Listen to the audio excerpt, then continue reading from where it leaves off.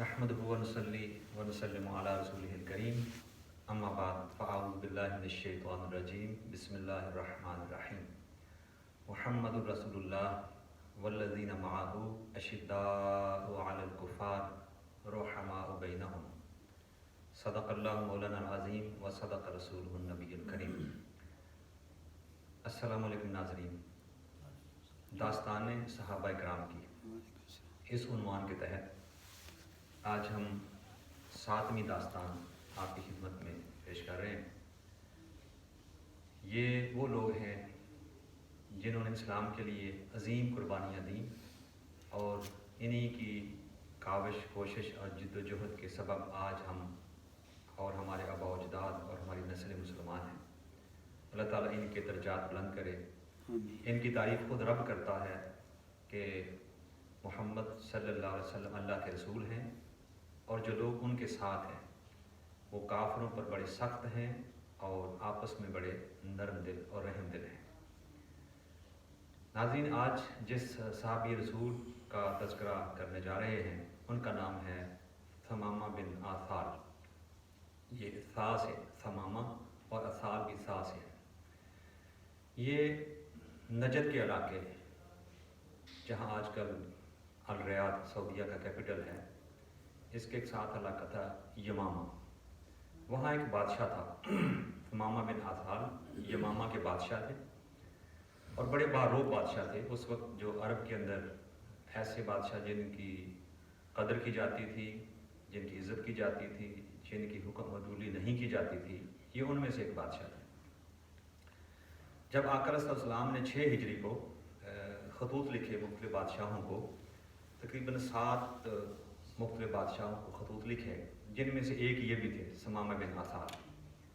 اور جب اس تک حضور کا خط پہنچا تو اس نے بڑی حقارت کے ساتھ ٹھکرا دیا کہ یہ کون ہے، گواروں مکے کے بدوؤں میں سے کوئی اٹھ کے ایک بادشاہ کو مخاطب ہو رہا ہے۔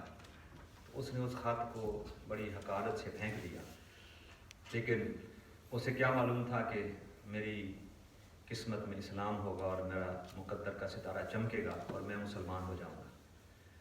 تو ہوا یہ کہ جب حضور نے اس کو خط لکھا تو اس نے اپنی انسلٹ فیل کی اور اس نے کوشش کی میں اب اسلام کے چراغ کو بجھا دوں۔ تو ایک دفعہ اس نے موقع پا کر حضور اکرم صلی اللہ علیہ وسلم پر پیچھے سے وار کیا۔ اس کے چچا نے روک لیا، اس نے کہا کہ یہ قریش، جو مکے کے قریش ہیں، وہ سارے ہمارے خلاف ہو جائیں گے، ان کا یہ بیٹا ہے تو اس لیے بہتر ہے کہ اس کو تو نہ چھیڑ۔ اس کے چچا نے روک تو لیا، لیکن اس کو اسلام کے خلاف اور حضور اکرم صلی اللہ علیہ وسلم کے خلاف سخت دشمنی تھی۔ اس نے داؤ لگا کر حضور کی صحابہ کرام کی جماعت کو قتل کر دیا دھوکے سے۔ آقا صلی اللہ علیہ وسلم کو بڑا دکھ تھا کہ میرے صحابہ کو ثمامہ بن آثال نے قتل کر دیا ہے۔ کچھ عرصہ گزرا اس واقعے کے بعد تو ثمامہ نے سوچا کہ میں مکے جاؤں اور عمرہ ادا کروں دور جہالت کے طریقے کے مطابق۔ وہ مکے جا رہا تھا، مدینہ شریف کے قریب سے گزرا۔ آقا صلی اللہ علیہ وسلم نے اس دور میں تقریباً صحابہ کرام کی ڈیوٹیاں لگائی ہوتی تھیں، کیونکہ اسلام کی دشمنی تھی چاروں طرف۔ تو آپ نے صحابہ کرام کے چھوٹے چھوٹے گروپ بنا کر مدینہ کے چاروں طرف ان کو پھیلایا ہوتا تھا کہ آپ مدینہ پاک کی حفاظت کرو تاکہ دشمن کہیں سے کوئی غلطی نہ کر دے، اٹیک نہ کر دے۔ تو ثمامہ جو عمرے کے لیے مکہ جا رہا تھا تو مدینہ کے قریب سے گزرا تو صحابہ کرام کی گروپ نے، ایک دستے نے ان کو گرفتار کر لیا۔ شک ہوا، گرفتار کر لیا۔ گرفتار کر کے ان کو مسجد نبی میں لا کے رات کو باندھ دیا۔ حضور اکرم صلی اللہ علیہ وسلم فجر کی نماز پڑھنے کے لیے آئے تو دیکھا کہ ثمامہ بندھا ہوا ہے۔ اب صحابہ کرام کو پتہ نہیں تھا یہ کون ہے، بس انہوں نے پکڑا اور لا کر باندھ دیا۔ حضور اکرم صلی اللہ علیہ وسلم نے دیکھا اور پوچھا، تمہیں پتہ ہے کہ رات کس کو پکڑ کے لا کے باندھ دیا؟ یا رسول اللہ ہمیں تو نہیں پتہ۔ فرمایا یہ یمامہ کا بادشاہ ثمامہ بن آثال ہے اور آپ نے باندھ دیا اپنے، لیکن یہ بہت بڑا بادشاہ ہے۔ آپ اس کے قریب گئے اور پوچھا ثمامہ کیا حال ہے؟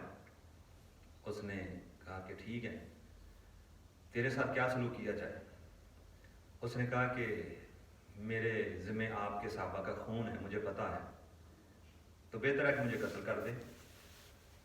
اگر آپ معاف کرنا چاہیں تو آپ معاف بھی کر دیں، اگر قتل کر دیں گے تو یہ آپ کا رائٹ ہے، آپ کا حق ہے، کیونکہ میں نے آپ کے بہت سے صحابہ کا خون کیا ہے اور میرے ہاتھ ان کے خون سے رنگے ہوئے ہیں۔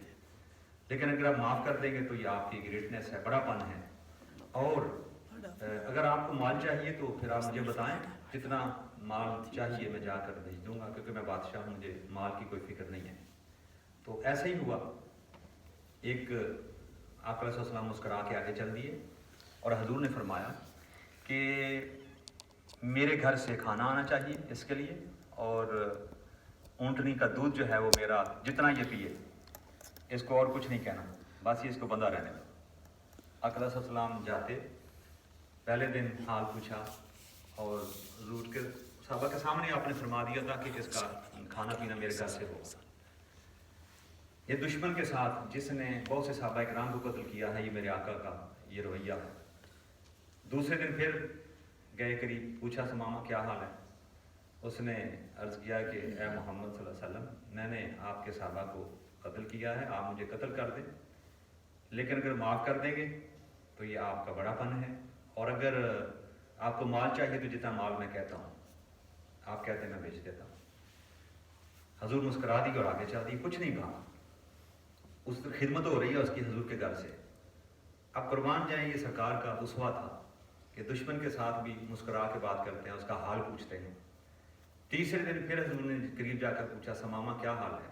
اس نے کہا جی میں نے پہلے دن بھی یہی بات کی، آج بھی میری دوسرے دن بھی آج بھی یہی بات ہے کہ قتل کر دیں گے تو آپ کا رائٹ ہے، حق ہے، اور اگر معاف کر دیں گے تو آپ کا بڑا پن ہے، اور اگر پیسہ چاہیے تو جتنے کہتے ہیں میں جا کے بیچ دوں گا۔ آقا علیہ السلام مسکرائے اور فرمایا اس کو کھول دو، اور فرمایا تو آزاد ہے۔ یہ سن کر وہ جنت البقیع کے ساتھ ایک نخلستان تھا، ایک کھجوروں کا باغ تھا، اس میں ایک چشمہ تھا، اس میں گیا اور جا کر اس نے اچھے طریقے سے غسل کیا، اور غسل کر کے واپس آ کر صحابہ کرام کے اندر ہاتھ کھڑ کے کہتا ہے سارے لوگ گواہ ہو جاؤ، اشہد ان لا الہ الا اللہ اشہد ان محمدا عبدہ ورسولہ، میں مسلمان ہوتا ہوں۔ صحابہ کرام کے اندر نعرہ تکبیر، نعرہ رسالت، صحابہ کرام خوش ہو گئے کہ ایک بادشاہ نے اسلام قبول کیا ہے اور یہ اسلام کی عزت اور بڑھ جائے گی۔ وہ کہتا ہے کہ اس اللہ کی قسم جس کے قبضہ قدرت میں میری جان ہے، اے محمد آج سے پہلے سب سے دنیا میں برا جو چہرہ لگتا تھا آپ کا لگتا تھا، لیکن آج کے بعد کائنات کا حسین ترین چہرہ آپ کا چہرہ لگتا ہے۔ آج سے پہلے آپ کے شہر مجھے سب سے برا شہر لگتا تھا، لیکن آج کے بعد آپ کا شہر میرے لیے کائنات کا سب سے بہترین شہر ہے۔ اس نے عرض کیا یا رسول اللہ مجھے اجازت دیں کہ میں عمرہ کر کے آؤں۔ حضور نے اسلامی طریقے سے عمرہ اسے، کیونکہ عمرے کے لیے جا رہا تھا لیکن اس نے جاہلانہ طریقے سے عمرہ کرنا تھا، بتوں کے چرنوں میں اس نے جانوروں کو ذبح کرنا تھا اور پتہ نہیں کیا بےہودگی کے ساتھ عمرہ کرنا تھا۔ آقا علیہ السلام نے اسے تلبیہ سکھایا، لبیک اللہم لبیک لبیک لا شریک لک لبیک، تلبیہ سکھایا اور سارے عمرے کا طریقہ بتایا۔ یہ مکے پہنچا اور جا کر اس نے، یہ پہلا فرد ہے جس نے مکے کی فضاؤں میں اور حرم کی فضاؤں میں تلبیہ اونچی آواز میں کہا۔ لبیک اللہم لبیک کی پہلی آواز جو حرم میں بلند ہوئی وہ ثمامہ بن آثار نے کی۔ اب کفار مکہ تھے، آقا علیہ السلام تو مدینے میں تھے، ابھی مکہ فتح نہیں ہوا تھا، تو قریش تو تلواریں لے کے نکل آئے۔ انہوں نے کہا کہ یہ کون ہوتا ہے جو ادھر اللہ کا نام لے اور لبیک اللہم لبیک اور پھر اونچی آواز میں کہے۔ وہ قتل کرنے کے لیے آئے، انہوں نے سمجھا ہوگا کوئی عام مسلمان ہے غلطی سے یہاں یہ کام کر رہا ہے، لیکن ان کے سرداروں نے کہا تمہیں خبر ہے جس کی طرف تلواریں لے کر نکلی ہو کون ہے؟ انہوں نے کہا ہمیں نہیں پتا۔ انہوں نے کہا یہ ثمامہ بن آثار ہے، یہ تہامہ کا بادشاہ ہے، اور اگر اس کو کچھ بال بھی بیکا ہو گیا نا تو تم بھوکے مر جاؤ گے، ہمارا ساری روزی ادھر سے ہی آ رہی ہے، تو اس کو چھیڑنا نہیں ہے۔ ثمامہ بن آثار نے کہا ٹھیک ہے آپ جو کرنا چاہتے ہو کر لو، لیکن میرے لیے میرا خوبصورت دین وہ یہی ہے کہ جس کو میں نے اپنا لیا ہے۔ آپ نے تلبیہ کہا اور یہ کہہ کر آپ واپس آ گئے، عمرہ کر کے واپس آ گئے، اور ان کے سامنے کہا، انہوں نے کہا قریش مکہ اگر تم میرے نبی کو نہ مانا، کلمہ نہ پڑھا، تو یہ ماما سے اور نجس سے ایک دانہ بھی گندم کا تمہارے لیے نہیں آئے گا۔ یہ ان کے سامنے کیا کرے، اور جب واپس گئے تو جا کے انہوں نے گندم بند کر دی. انہوں نے کہا جی آج کے بعد مکے میں گندم نہیں جائے گی. اچھا جی کچھ عرصہ گزرا تو مکے کے اندر قید پڑ گیا. اب ساری گندم اسی علاقے سے آتی تھی، تہامہ اور نجد سے آتی تھی. اب جب گندم ثمامہ نے بند کر دی تو 1 مہینہ گزرا، 2 مہینہ گزرا، مکے کے لوگ جو مرنا شروع ہو گئے. جب قید پڑ گیا لوگ مرنا شروع ہو گئے تو اب سوچا اب کیا کریں. ثمامہ کو وفد بھیجا، اس نے کہا جب تک میرے مصطفیٰ کی اجازت نہیں ہوتی آپ کو ایک دانہ نہیں مل سکتا. اب مکے والے پریشان ہو کر انہوں نے حضور کی بارگاہ میں خط بھیجا مدینہ پاک میں. انہوں نے کہا کہ آپ کا اسلام، آپ کا دین، اور آپ تو ہم سمجھتے تھے آپ صلہ رحمی کی بات کریں گے، ہمارے ساتھ پیار کوئی کرے، لیکن آپ نے تو ہمارا سارا تصور ہی ختم کر دیا، اسلام کے خلاف کر دیا کہ اپنے خاندان، اپنے قریش قبیلے، اپنے گھر والے، اپنے رشتہ داروں کو تم نے گندم بند کروا دیا، ہمارا رزق بند کر دیا. آپ نے فرمایا میں نے تو نہیں کروایا لیکن میں سوچتا ہوں. تو آپ نے پھر ثمامہ بن اسال کو خط لکھا حضور اکرم صلی اللہ علیہ وسلم.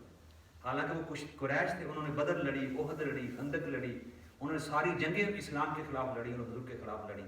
لیکن قربان جائیں جب دشمنوں کے اوپر سلام اس پر کہ جس نے ظلم سہ کر بھی دعائیں دی، وہ نبی ہمارا، وہ رحمت للعالمین، کہ جب دشمنوں اور خاص قریش مکہ جنہوں نے جنگیں لڑی تھی ان پر مشکل آئی تو آپ نے ثمامہ کو خط لکھا، فرمایا کہ ان کا غلہ کھول دو.